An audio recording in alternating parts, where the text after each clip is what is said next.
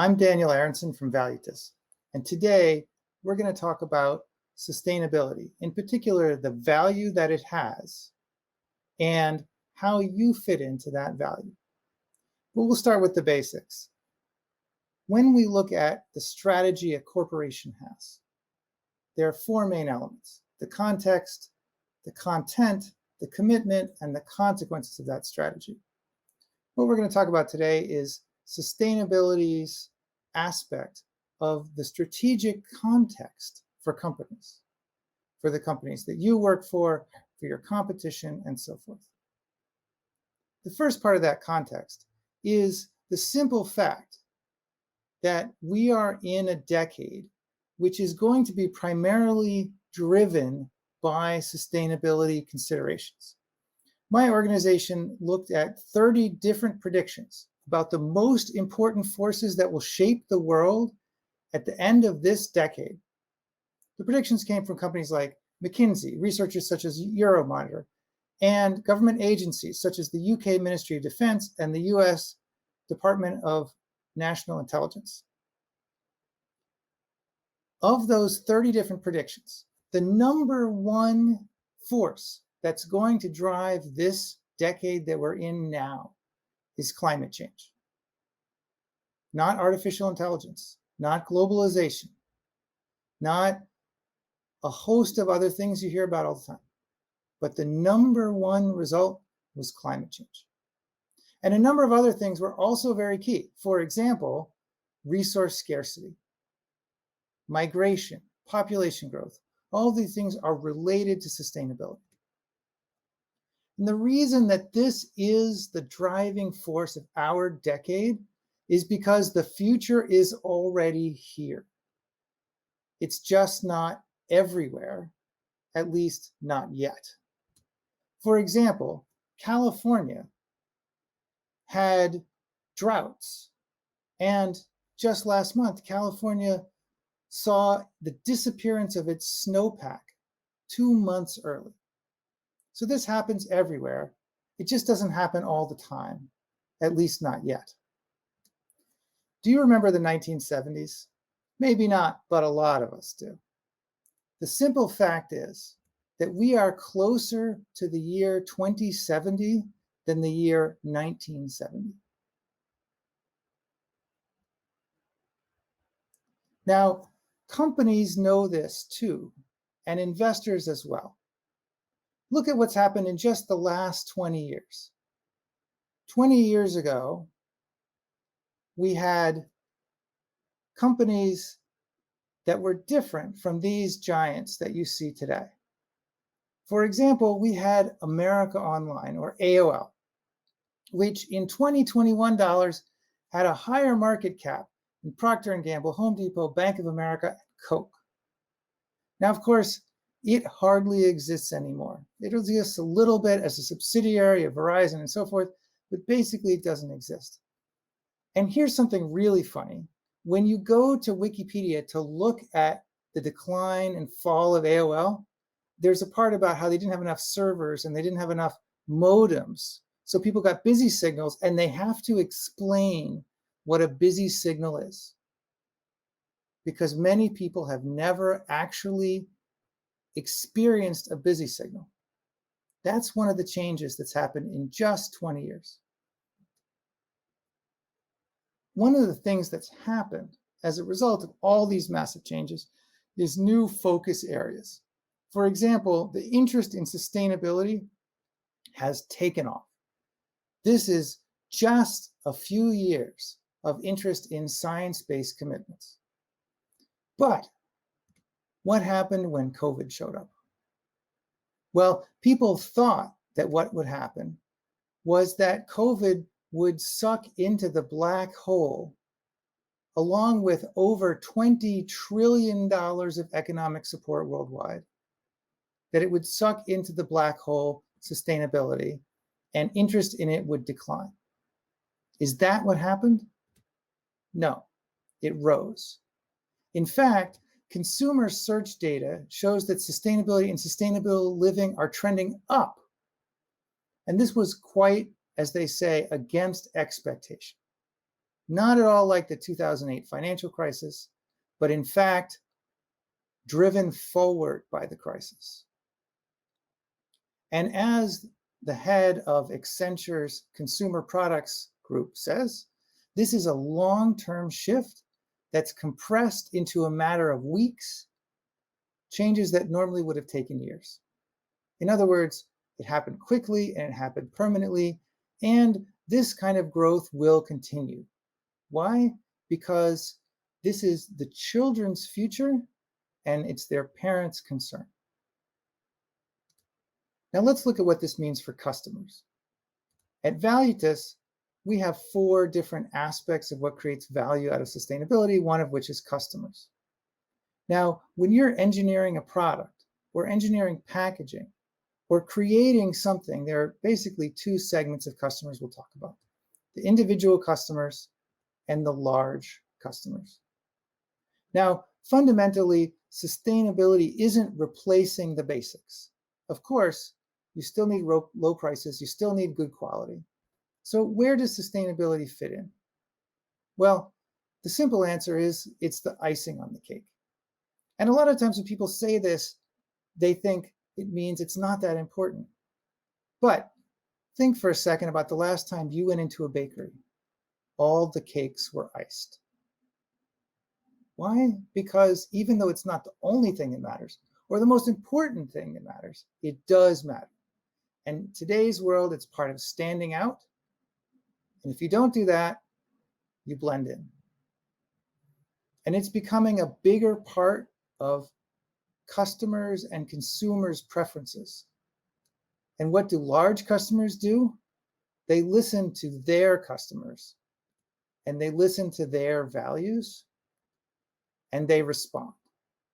For example, Walmart, Macy's, Bloomingdale's, and Nordstrom, all of these giant retailers, at the end of this year, not one of these will still sell fur, even though one of these was the East Coast's largest fur retailer not long ago. Why? Because customers' values matter to these companies. And this is true even for simple things, even for ingredients inside of things. They are examined, and not just for quality, but for origin too. For example, a coalition of people got together and said, you know what, we want our campuses in college and our company cafeterias to have free-range eggs. And in 2 months, the biggest operator of campus food service changed to free-range eggs.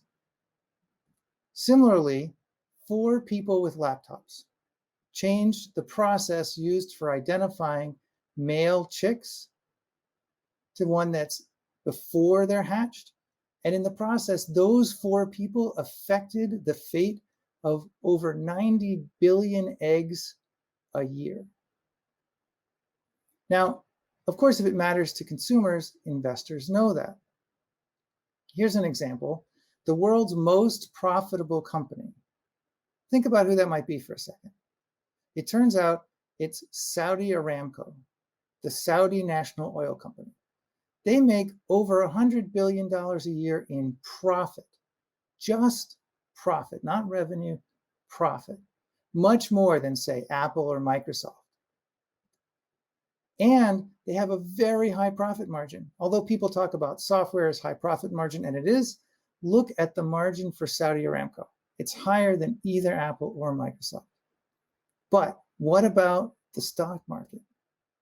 It turns out that the market actually values Apple more and Microsoft almost as much, even though they make less profit and have lower margins. Why?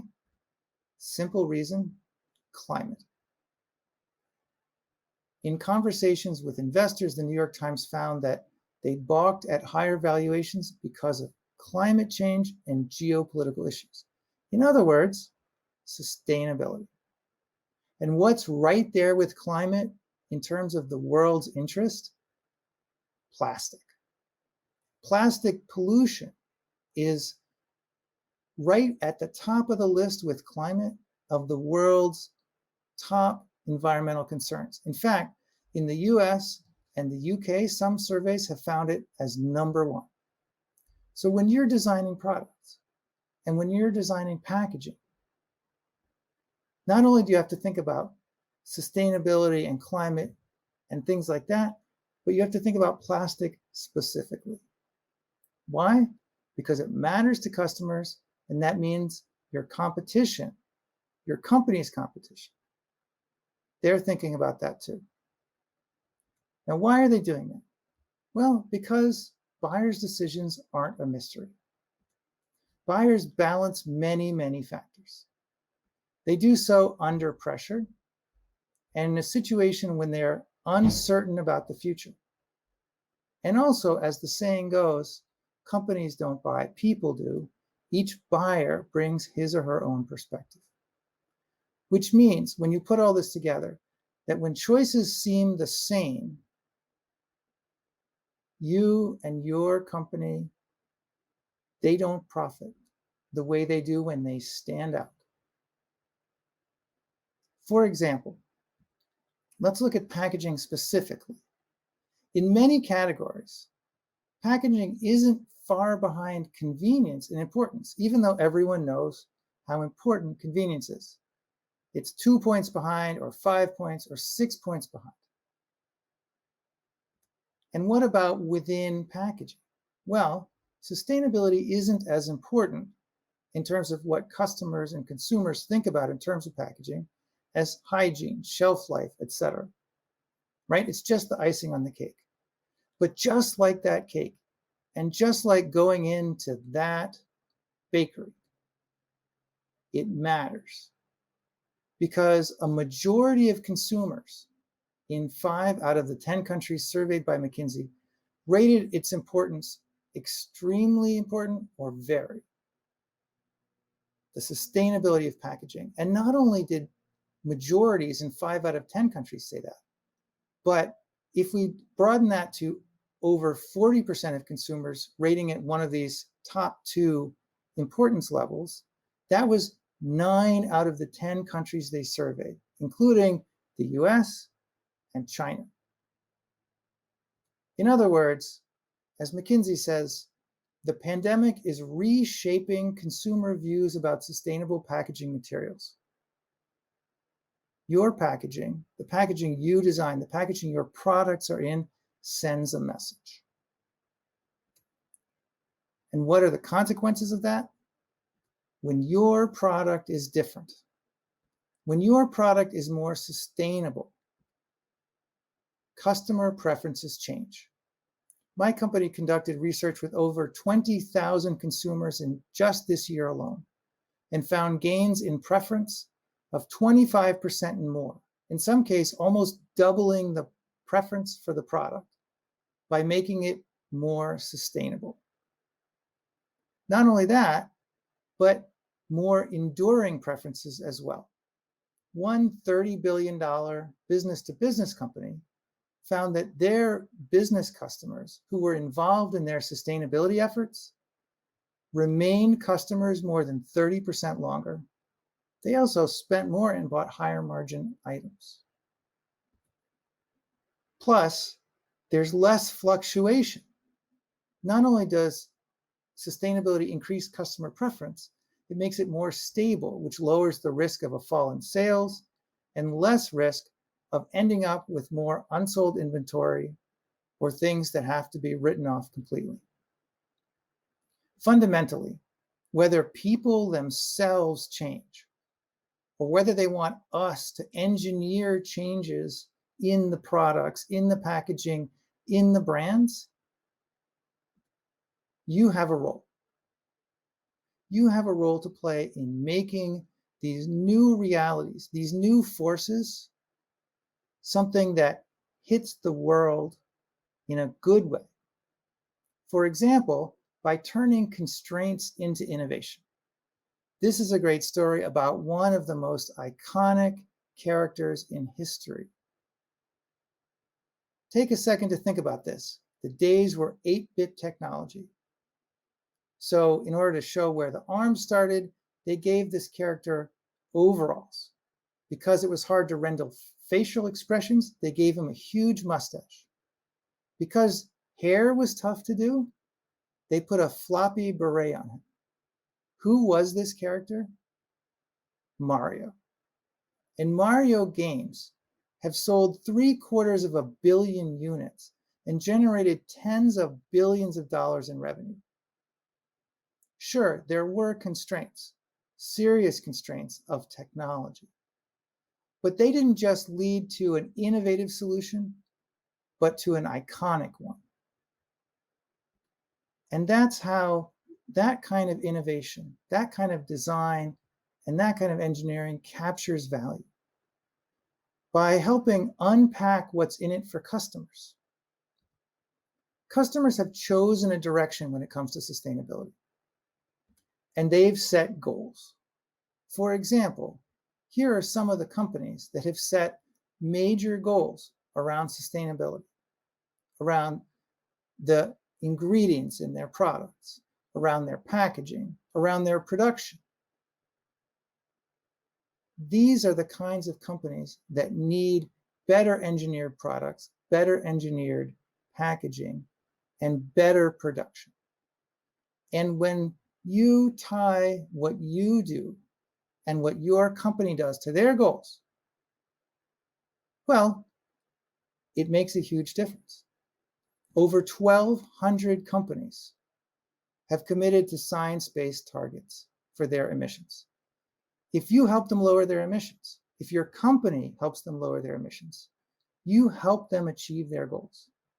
And in doing so, you surface the submerged value, the hidden value of sustainability. That's by far the majority of the financial value and the impact on the world. That's because there's value in what's inside and what's outside.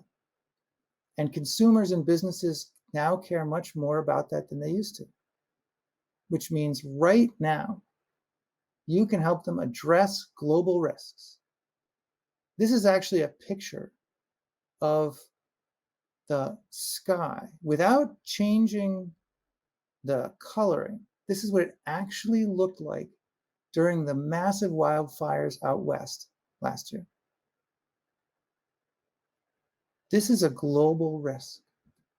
There are regional risks like drought. For example, of course, California has droughts, but Chennai last year actually ran out of water in all of its main reservoirs and had to truck water in, something called day zero. That's regional for now, but it's expanding. And then there are local risks, like fires, like disease. These are regional and local for now, but they're growing. And they're important now, and their importance is growing. And when you help customers address these issues, you help them with their bottom line. And when you help your company, and your company helps them, that strengthens the relationship and helps you accelerate together toward the future. It helps you to capture the value of sustainability for you, for your company, for your customers, and for the future.